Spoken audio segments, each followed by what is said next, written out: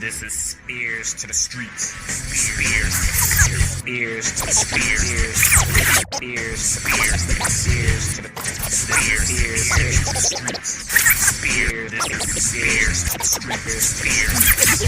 This to the streets. To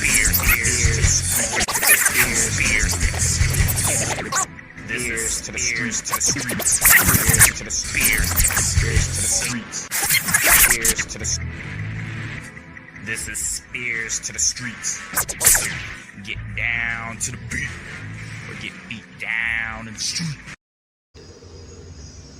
Definitely the best dressed of Mania accolade goes to this undisputed title match right here. Ripley came out in all white looking like she was ready for a Tim Burton themed wedding, and Jade Cargill took a page out of Liv Morgan's book the night before, going for earth colors and a shiny bronze two-piece that was a surefire knockout. The match between the two titans was extremely close given the early show's strength, but Cargill came out on top with her shoulder blocks. Ripley was not going to be able to rely on her size this time around, as Cargill dominated the majority of the match with power bombs, drivers, and even snuck in a nifty crossface crippler. Her biggest spot, though, was that sandstorm, while Ripley's earlier electric chair driver was by far her best offense for the night.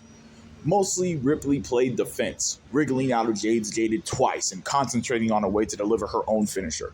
It was surprising to see the innovative ways someone as tall as Ripley was able to slip in between Cargill's legs away from the Jaded, but as anatomically impossible that should have been, Ripley got it done. Cargill was constantly on Ripley, giving her no breathing room. When there was space for a countout, Cargill would make sure to roll in the ring to show just how serious she was taking this match. Despite the appearance of beef out of Mitchin, they barely were a factor. The former distracting Ripley from delivering a razor's edge, and the latter getting off one good sneak shot on Ripley.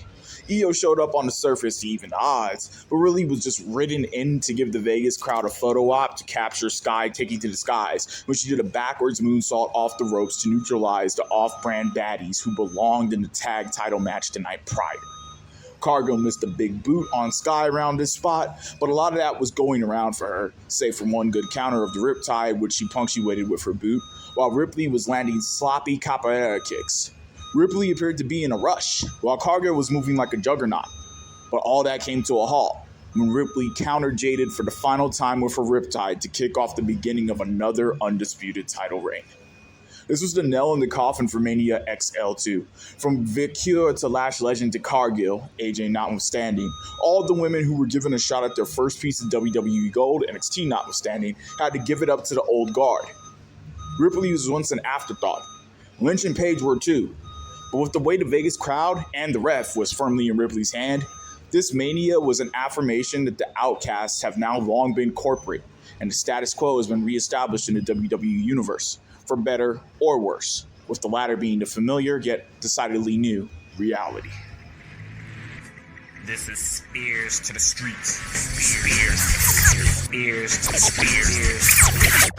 Spears to the streets. Spears to the streets. Spears to the streets. This to the streets.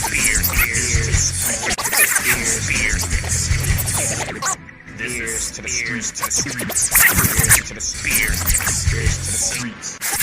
Spears to the. This is Spears to the streets. Get down to the beat, or get beat down in the street.